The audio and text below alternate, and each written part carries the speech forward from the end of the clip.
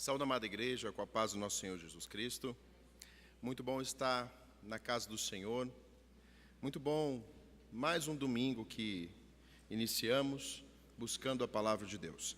Convido os irmãos que abram suas Bíblias comigo, novamente no livro de Neemias.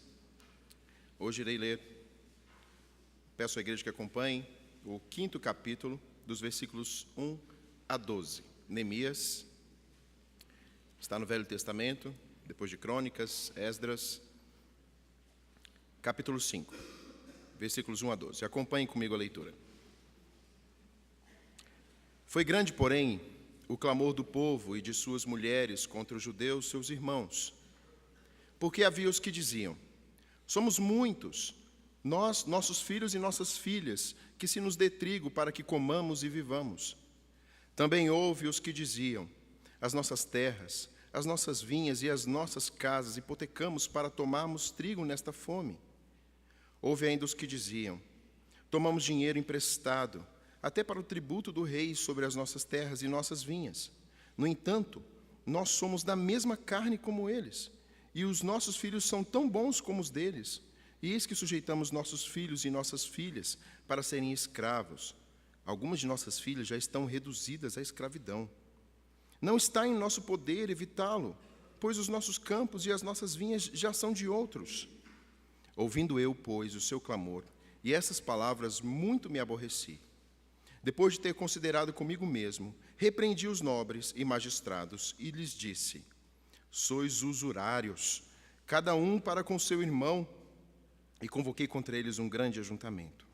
Disse-lhes: nós resgatamos os judeus, nossos irmãos, que foram vendidos a gentes, segundo nossas posses, e vós outra vez negociareis vossos irmãos para que sejam vendidos a nós? Então se calaram, e não acharam o que responder. Disse mais: não é bom o que fazeis. Porventura não deveis andar no temor do nosso Deus, por causa do opróbrio dos gentios, os nossos inimigos? Também eu, meus irmãos e meus moços, lhes demos dinheiro emprestado, e trigo, demos de mão a esse empréstimo. Restituí-lhes hoje, eu vos peço, as suas terras, as suas vinhas e os seus olivais e as suas casas, como também o 100º do dinheiro do trigo, do vinho e do azeite que exigisse deles. Então responderam: restituir-lhes-emos e nada pediremos, faremos assim como dizes. Então chamei os sacerdotes e os fiz jurar que fariam segundo prometeram. Oremos. Pai, nos abençoe agora nesse instante. Esclareça, ó Deus, o som de nosso coração, como nós pedimos ao Senhor na leitura do Salmo 130, do Salmo que nós acabamos de ler, ó Deus, e tenha misericórdia das nossas vidas.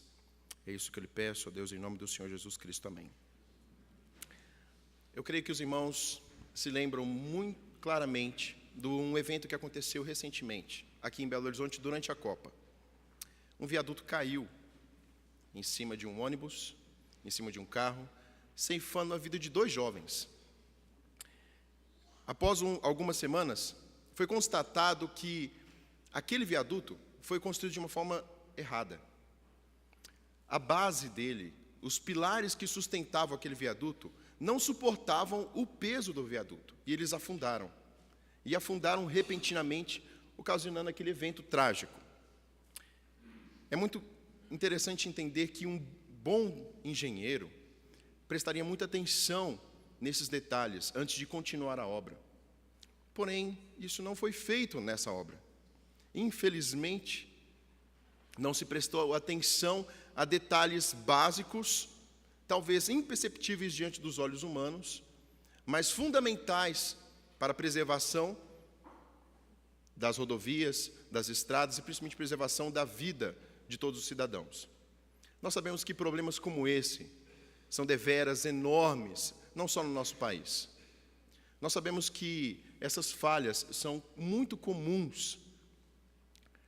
Um condutor de obras experiente e um líder hábil, ele sabe sondar os problemas, aqueles menores problemas dentro da sua nação, dentro do seu governo. Neemias foi alertado sobre um problema. Um problema que outrora já foi mencionado no capítulo 1. Mas, como nós sabemos, todo problema, às vezes, tem raiz muito profunda que nós não conseguimos sondar. E nesse instante ele foi alertado sobre um grande problema que assolava aquele povo que estava construindo um muro e já tinha passado da metade da construção desse muro, que já tinha rechaçado com mão poderosa do Senhor os inimigos. Mas havia um problema interno.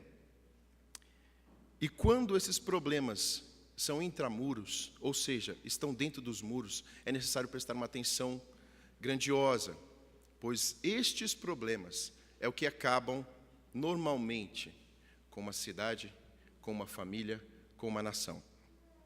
Nessa manhã eu gostaria de, apesar do nós temos pouco tempo, mas baseado naquilo que nós acabamos de ler, eu gostaria de trazer uma proposta à igreja, de refletir a respeito de problemas que nós não buscamos solucionar e como solucionar esses problemas.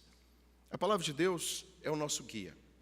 A palavra de Deus, desde o momento que nós aceitamos Jesus Cristo como Senhor e Salvador, consideramos-a porque ela é a nossa regra de fé e prática. Ela mostra como é o nosso coração, mostra como deve ser a nossa conduta, mas também mostra os nossos problemas. E nessa manhã, no primeiro ponto, eu gostaria de trazer à igreja a seguinte sentença, que problemas precisam ser revelados. Problemas precisam ser revelados. A concentração de renda, ela é um problema desde a antiguidade. E aqui, nesse episódio, mais uma vez, nós vemos claramente esse problema de concentração de renda. Isaías, no capítulo 5, versículo 8, ele fala: ai dos que ajuntam a casas e casas, reúnem campo a campo, até que não haja mais lugar. Ela é fruto de um coração egoísta, concentração de renda. Ela é fruto de um coração insensível, que só pensa em si e fica alheio às pessoas à sua volta, ou às circunstâncias à sua volta. Essa é uma atitude comum no mundo, mas também dentro da igreja, daqueles que amam ao Senhor também. É muito interessante que nesse episódio, se você voltar 100 anos antes, as famílias que saíram do cativeiro, como é mencionado em Esdras, no capítulo 1, dos versículos 5 a versículo 11, elas saíram não abastadas, mas saíram com bens, com ouro, com prata, com gados, com ovelhas, e retornaram para Jerusalém para reconstruir. Haviam sim pobres naquela região, porém, passados-se os anos, em meio a esta construção, houve um clamor. Uma voz gritou pedindo socorro, como diz o próprio texto, é aquele clamor, o mesmo clamor quando o povo clama a Deus por socorro. Houve um clamor no meio do povo. Os judeus ricos estavam se aproveitando dos pobres, se aproveitando daquele momento de reconstrução, mas de uma fome que aplacou aquele local, para explorar os seus irmãos. E é muito interessante que eles sofreram há pouco com ataques do inimigo, Sambalá e Tobias, e agora, dentro dos muros, havia um problema muito grave. Havia fome. A fome estava assolando aquele local. E é muito interessante, todos os homens e mulheres, jovens, trabalhavam. Mas como trabalhar com barriga vazia?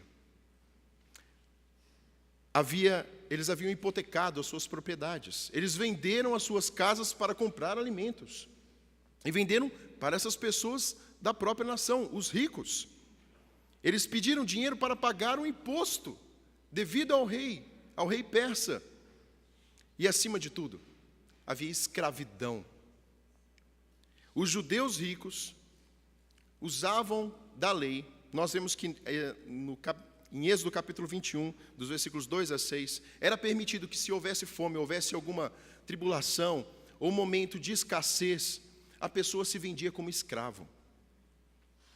Os ricos aproveitaram-se dessa brecha e aceitavam, porém, após 7 anos, era necessário que aquele que havia comprado ou permitido que a pessoa se tornasse escrava, ela tinha de libertar essa pessoa. Porém, não era isso que estava acontecendo. Os ricos se aproveitavam dessa brecha na lei para tornar os irmãos escravos sem libertá-los. E alguns teólogos afirmam que, quando eles falam a respeito que as nossas filhas se tornaram escravas, elas certamente ali estavam, alguns acreditam que elas foram transformadas também em escravas sexuais. Ou seja, havia um problema gigantesco dentro dessa nação. E o que isso promovia? Revolta, desilusão, sentimento de impotência, como nós vemos no versículo 5. Há um sentimento de impotência. O que nós podemos fazer? Não podemos fazer nada. Nós não temos terra, nós não temos nada. E causava perda de motivação. Problemas não resolvidos, meus irmãos.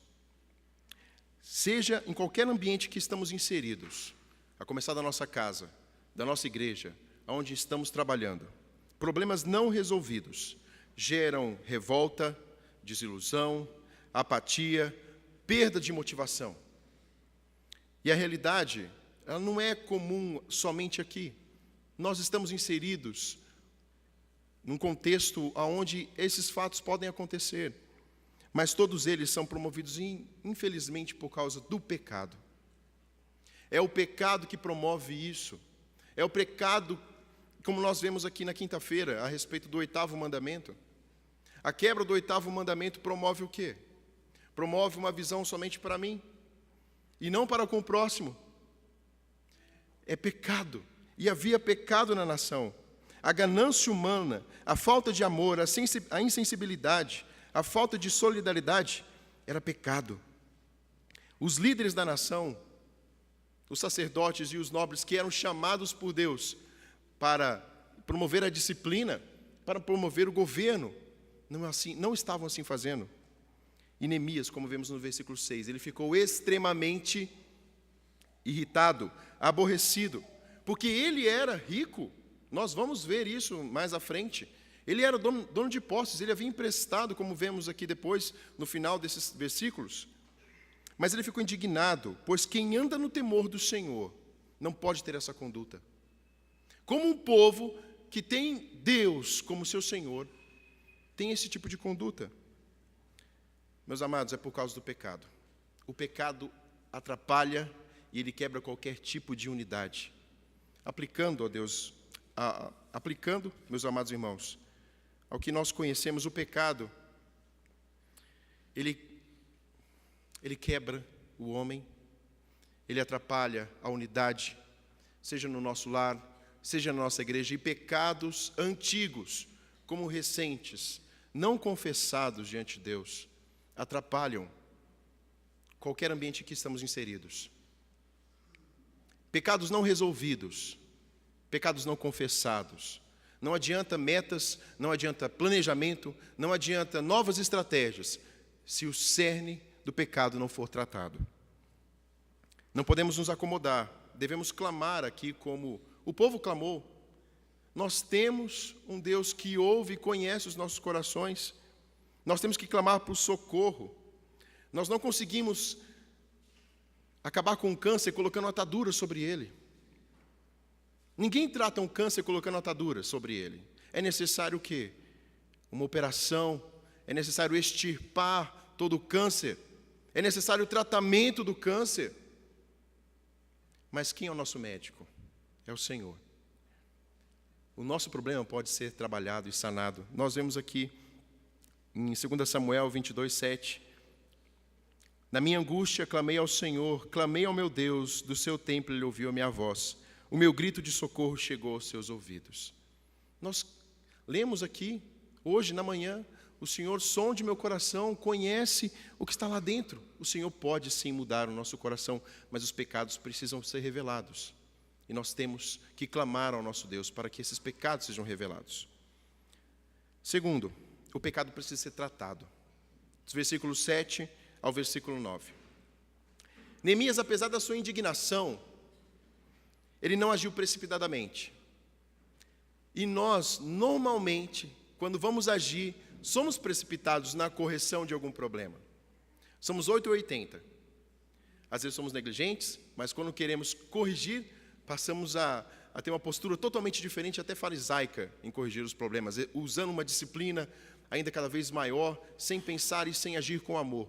Neemias não foi assim. Um pecado foi anunciado. O povo estava pecando. Neemias ficou aborrecido com a situação. Mas ele não podia simplesmente ficar aborrecido.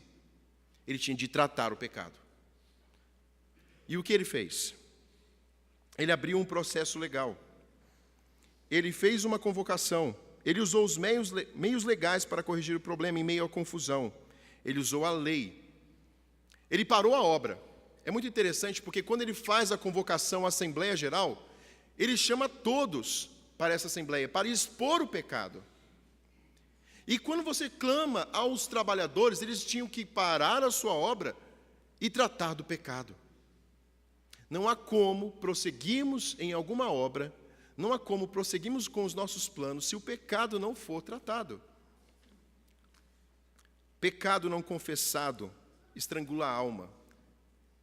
Sim, Davi menciona isso no capítulo, em Salmo 32, é um salmo muito conhecido dos irmãos. Salmo 32, versículos 3 e 4, assim diz: enquanto calei os meus pecados, envelheceram os meus ossos pelos constantes gemidos todo dia, porque a tua mão pesava sobre mim e o meu vigor se tornou em sequidão de estio. O salário do pecado é a morte. O pecado levou esse povo 100 anos atrás, ou um pouco mais, à Babilônia. E novamente eles estavam voltando em pecados comuns de outrora. Ao expor o pecado, espera-se que o temor do Senhor possa causar o verdadeiro arrependimento. Pecado tratado resolve ser trabalhado. Eu quero trazer um exemplo. Quando eu era pequeno, era muito difícil. Muito difícil. Ainda sou. Um pouquinho. Mas eu lembro de uma vez que meu pai me tratou com muito amor. Eu era mestre, acho que eu sou até hoje, né? Eu sou chocolatra. E eu me tornei um especialista em achar os chocolates que minha mãe escondia dentro de casa. A Isis usou uma outra tática, ela expôs o chocolate e eu tomei uma aversão a chocolate em casa. Mas minha mãe escondia o chocolate e eu fuçava todos os cantos, com 4 anos de idade, para achar o chocolate, e eu achava. E eu comia. Não me agrado disso, é claro. Mas uma vez meu pai foi trabalhar comigo. E eu lembro até hoje dessa correção. Ele me sentou na cadeira e pediu para que eu confessasse se fora eu que comer o chocolate. Eu falava que não. Com 4 anos de idade eu falava que era empregada. Mas eu fiquei pelo menos umas 6 horas sentado, e de meia em meia hora meu pai veio para falar se eu havia pegado chocolates ou não. E eu falava que não. E eu pedia para sair. E eu falava que não. Mas depois de 6 horas, não aguento, né, ficar sentado. Uma criança de 4 anos sentada, você clama, mas aquele evento não saiu da minha memória. Pecado precisa ser tratado. Eu não deixei de comer chocolate depois desse evento, pelo contrário. Infelizmente, coloquei culpa no meu irmão por comer chocolate, muitas vezes, na minha irmã. Mas o pecado precisa ser tratado. E é assim que o Senhor faz. O Senhor revela um pecado, mas ele precisa ser tratado. E qual foi o teor da repreensão? Vocês são usurários, ou seja, vocês aproveitam deste momento de fraqueza de um irmão e se aproveitam do seu irmão nesse momento de fraqueza para obter ganhos. Meus amados, por que a urgência no corrigir? Nós fazemos parte de uma comunidade espiritual. Lembram-se daquele exemplo de Acã, quando eles entraram em Jericó, ganharam aquela batalha? O que Acã fez? Pegou uma capa, algumas moedas, uma barra de ouro ou de prata, que eu não confundi aqui agora nesse instante, e escondeu. E quando eles foram enfrentar Ai, a cidade chamada Ai, que era uma cidade pequenininha, eles foram derrotados. E aí Josué clamou ao Senhor: Senhor, por quê? Porque havia no meio do arraial pecado. O pecado afeta a comunidade, um pecado dentro da nossa casa afeta o nosso lar. Um pecado não confessado e não tratado dentro do nosso lar afeta pai, mãe, filhos.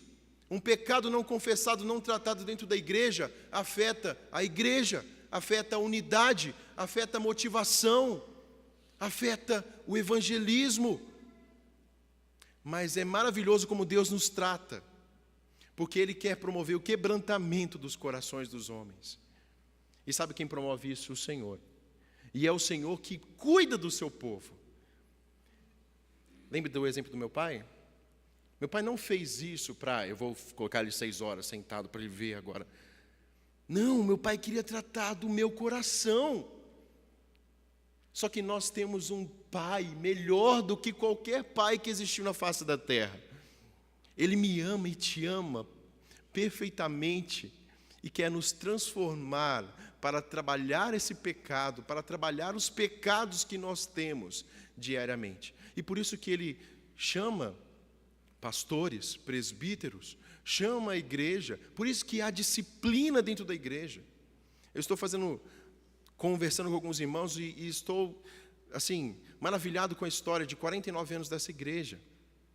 E sabe uma coisa muito interessante que eu lembro de alguns eventos conversando com alguns irmãos? Momentos de oração atrelados a momentos de disciplina. Não estou falando de disciplina, aquela disciplina repressora, mas disciplina em amor. Quando pais corrigem os seus filhos, quando os problemas são sanados e não há fofoca, mas há oração para que problemas sejam sanados. É assim que o Senhor faz. E é aqui que o Senhor queria fazer, e a repreensão veio forte. Neemias foi chamado por Deus para ser governador. Ele tinha autoridade para falar daquele jeito, mas Deus nos chamou para ser sábios no exercício da disciplina. A disciplina tem que ser exercida com sabedoria, mas ela não pode ser negligenciada. Principalmente, diante daqueles que confessam o nome do Senhor. A disciplina, então, é um tratamento. 1 Coríntios, capítulo 11, versículos 30 e 32 diz: Eis a razão porque há entre vós muito fracos e doentes, e não poucos que dormem. Porque se nos julgássemos a nós mesmos, não seríamos julgados. Mas quando julgados, somos disciplinados pelo Senhor, para não sermos condenados pelo mundo. O Senhor nos ama, e é por isso que o Senhor corrige, e é por isso que o Senhor tem prazer quando o pecado é tratado. Por isso, meus amados irmãos, temos que lembrar que o pecado tem que ser tratado. Dói tratar do pecado, não é fácil, mas é muito bom. É muito bom, porque nós levamos o nome do nosso Senhor Jesus Cristo. E quando o pecado não é tratado, o nome do Senhor que é envergonhado lá fora. O nosso testemunho é manchado lá fora. Mas quando é tratado, quem segura o povo do Senhor? Finalmente, a transformação tem que começar em mim. Lembra daquele cântico? Estou imitando até o meu pastor que cantou da outra vez. A começar em mim, quebra coração, para que sejamos todos um, como tu és em nós. O problema tem que ser tratado inicialmente no meu coração. Nós somos prontamente rápidos para apontar o erro dos outros. Nós usamos a palavra de Deus para apontar o erro dos outros. Mas o problema tem que ser tratado no meu coração. Neemias, dos versículos 10 a versículo 12, ele começa chamando para si a responsabilidade. Olha, ele não havia pecado. E é interessante isso, ele não havia pecado, ele não estava agindo como os nobres. Só que ele era rico. E ele havia emprestado dinheiro para as pessoas que necessitavam. E o que ele faz? Nós emprestamos, mas nós não vamos cobrar. Nem eu, nem os meus moços. Quer seguir o exemplo? A começar em mim. Eu tenho que ser o exemplo. E ele chamou para si a responsabilidade. Ele restituiu o que exigiu. E isso fez com que os nobres que ali estavam fossem também movidos a esta mesma ação. Anteriormente, no segundo ponto, é muito interessante entendermos que os nobres, eles se calaram quando ouviram a repreensão. Sabe por que se calaram? Primeiro, porque o pecado foi exposto, mas porque também havia temor do Senhor ali. Eles sabiam que havia desobedecido ao Senhor. E é muito interessante entendermos que como é precioso quando um povo conhece a Deus. Ele é constrangido. Por isso a necessidade de mudança, nós temos que usar os meios legais, nós temos que usar a lei, temos que orar pela nossa nação, assim como diz em 2 Timóteo. Mas nós temos que entender que a mudança verdadeira, a restauração verdadeira, vem quando os homens conhecem a Deus e são por eles restaurados. E isso é o que motiva essa mudança.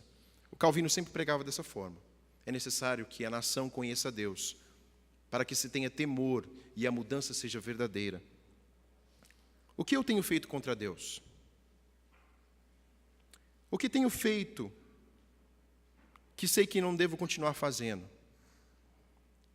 Eu peco várias vezes contra Deus e ninguém sabe. Qual deve ser minha postura? Dê nome ao pecado. Confesse o seu pecado diante de Deus, a começar de você, a começar de mim. Posicione-se hoje. O pecado, ele tira a paz e a comunhão. O pecado, ele tira a comunhão com o nosso Deus. Mas a resposta que o Senhor requer é obediência. Um coração constrangido e rápido para aceitar a mudança drástica. E olha que interessante. A postura aqui não foi, vamos planejar pouco a pouco mudar, vamos planejar pouco a pouco devolver ao pobre o seu trigo, a sua fazenda, as suas vinhas. Não, a mudança foi drástica. Foi naquela assembleia. Eles tomaram uma posição drástica. Portanto, é necessário reconhecer e o pecado aparecer, é necessário tratar, mas é necessário, principalmente, trabalhar já. Começar agora essa mudança. Finalmente, o povo tomou então uma decisão de recomeçar de novo. Começou a posição de reconstruir não somente os muros, mas a sua conduta perante o Senhor. Eu quero finalizar, amados, chamando a nossa igreja, chamando o seu povo a esta reconstrução. Nós estamos com N planejamentos de reestrutura, e louvado seja o nome do Senhor, porque nós conseguimos ver uma mocidade crescendo no temor do Senhor, uma UPA crescendo no temor do Senhor, uma SAF se renovando cada vez mais, apoiando em oração, crescendo, uma UPH também da mesma forma, cada família sendo abençoada, reestruturada. Mas nós temos que entender que quem trabalha no nosso coração a fim de que o pecado seja revelado é o Senhor. Quem nos motiva a trabalhar esse pecado, a confessar esse pecado é o Senhor. E quem começa essa obra no meu coração é o Senhor. Nós temos o Senhor a quem a quem podemos nos derramar, a quem podemos confessar, e é Ele quem nos habilita, e é Ele quem nos transforma. E nada melhor do que a correção paterna, nada melhor do que a transformação que o Senhor faz no seu povo.